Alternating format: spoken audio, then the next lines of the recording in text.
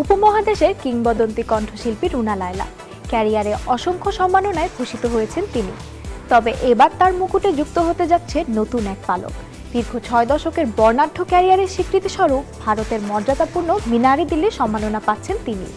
15তম দিল্লি আন্তর্জাতিক চলচ্চিত্র উৎসবে আনুষ্ঠানিকভাবে তার হাতে তুলে দেওয়া হবে।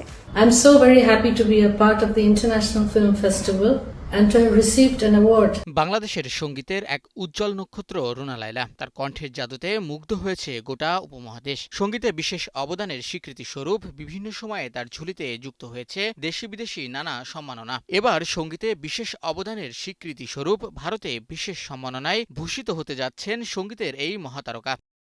আসন্ন 15তম দিল্লি আন্তর্জাতিক চলচ্চিত্র উৎসবে তার হাতে তুলে দেওয়া হবে এই বিশেষ সম্মাননা। ভারতের চলচ্চিত্র ও সম্প্রচার মন্ত্রণালয়ের অঙ্গসংস্থা হিসেবে আয়োজিত এই উৎসবটি অনুষ্ঠিত হবে আগামী 4 থেকে 8 মে। এবারের আয়োজনকে ঘিরে আন্তর্জাতিক অঙ্গনে ব্যাপক আগ্রহ তৈরি হয়েছে।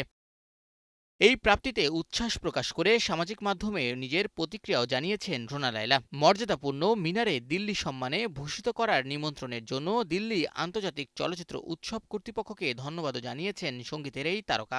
Mr. Ram Kishore, and of course, big thanks to Indira Gandhi Council for Arts, the Information Ministry, and the Cultural Ministry. This is indeed a very big step. It's an integration of creativity, of creative people, and all over the world. So this is something that I'm sure will be a huge success, and all my best wishes.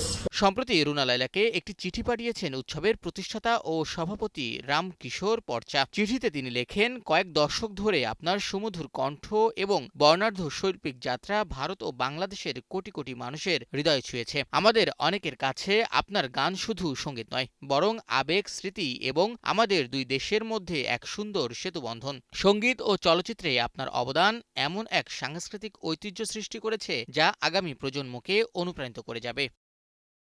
এবারের উৎসবটি অনুষ্ঠিত হবে নয়াদিল্লির Indira Gandhi National Centre for the Arts এবং doctor Ambedkar আন্তর্জাতিক কেন্দ্রে। এবারের আসরের মূল লক্ষ্য নারীর ক্ষমতায়ন, সামাজিক ইস্যু ও শিশু বিষয়ক চলচ্চিত্র এবং নারী নির্মাতাদের উৎসাহ প্রদান। রুনা লায়লার পাশাপাশি এ আয়োজনে এবার অংশ নেবেন উপমহাদেশের নামী তারকারাও। শাহিন শুভ, নিউজ 24।